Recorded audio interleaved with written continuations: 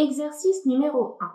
Ce rectangle a une dimension x variable. Donc ici, on a un rectangle avec un côté ici qui vaut 4 cm et puis l'autre côté qui vaut x cm. La première question, c'est exprimer son périmètre P en fonction de x. Donc le périmètre, ce n'est rien d'autre que le contour. D'accord? Donc on rappelle, le périmètre d'un rectangle, eh bien c'est 2 fois la longueur plus 2 fois la largeur. Ici, étant donné qu'une de nos dimensions est x, mais rigoureusement, on ne peut pas dire si ce côté à x correspond à la largeur ou à la longueur. De même, on ne sait pas si 4 correspond à la longueur ou à la largeur. D'accord? Donc, on va le faire d'une manière générale. Donc, c'est 2 fois la longueur d'un côté. Un des premiers côtés ici vaut 4, plus 2 fois la longueur donc, de l'autre côté qui vaut x. Ok? Priorité opératoire, ce sont donc mes multiplications. 2 fois 4, 8, plus 2 fois x. Alors 2 fois x, vous pouvez le laisser 2 fois x, mais on peut aussi retenir que quand on a le signe multiplié entre un nombre et un x, on peut tout simplement enlever ce signe multiplié. Et donc, alléger l'expression en écrivant juste 2x. D'accord? Deuxième question. On nous demande l'aire. Alors, l'aire d'un rectangle, c'est juste la longueur fois la largeur. D'accord?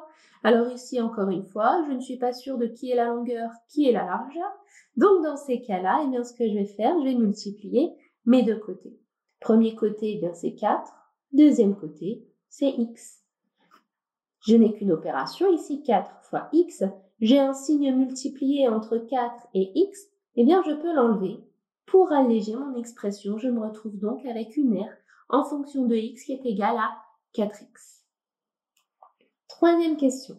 On donne x qui vaut 2 cm. Très bien. Cette fois, je sais qui est la longueur, qui est la largeur.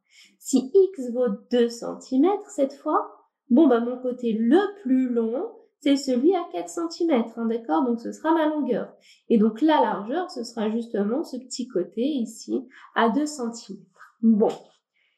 En utilisant les questions précédentes, donnez la valeur du périmètre et de l'aire. Donc, on va utiliser les expressions ici données du périmètre en fonction de x. Donc, le périmètre ici, nous avons 8 plus 2 fois x. D'accord?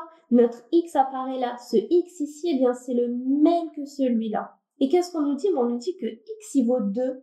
Écoutez, je vais tout simplement, dans cette expression, remplacer le x par 2. J'ai donc 8 plus 2x. Alors là, je vais avoir un souci parce que si je mets ici tout de suite remplacer mon x par 2, je me retrouve avec 2. Et donc là, au lieu de lire en fait 2 fois 2, je lis 22. D'accord? Donc quand vous remettez des chiffres, vous devez impérativement remettre le signe multiplié en fait qui existe entre ici le 2 et le x que nous pouvons enlever uniquement dans le cas de la multiplication entre un chiffre, un nombre et un x. Donc maintenant, j'effectue mon opération. 8 plus 2 fois 2, eh bien ça fait 4, priorité opératoire sur ma multiplication. Eh bien 8 plus 4, c'est égal à 12. C'est bientôt fini, il manque quelque chose, l'unité. D'accord? On calcule ici un périmètre. Le périmètre, c'est une longueur, c'est un contour. Toutes mes données ici sont en centimètres. Eh bien, j'ai ici en centimètres mon périmètre. D'accord? Je continue avec l'aire. L'aire, nous avons dit ici bien que c'était 4 fois x. D'accord? Donc, encore une fois, il suffit maintenant de remplacer le x par 2. D'accord? Et on est vigilant parce que là, si je laisse comme ça et que je remplace tout de suite mon x par 2, voilà, j'obtiens en fait 42. Ouais, mais non. Non. Parce que ici, nous, ce qu'on nous précise, c'est que s'il n'y a rien entre le 4 et le x, c'est sous-entendu que c'est un fois. Mais là, il n'y a aucune ambiguïté.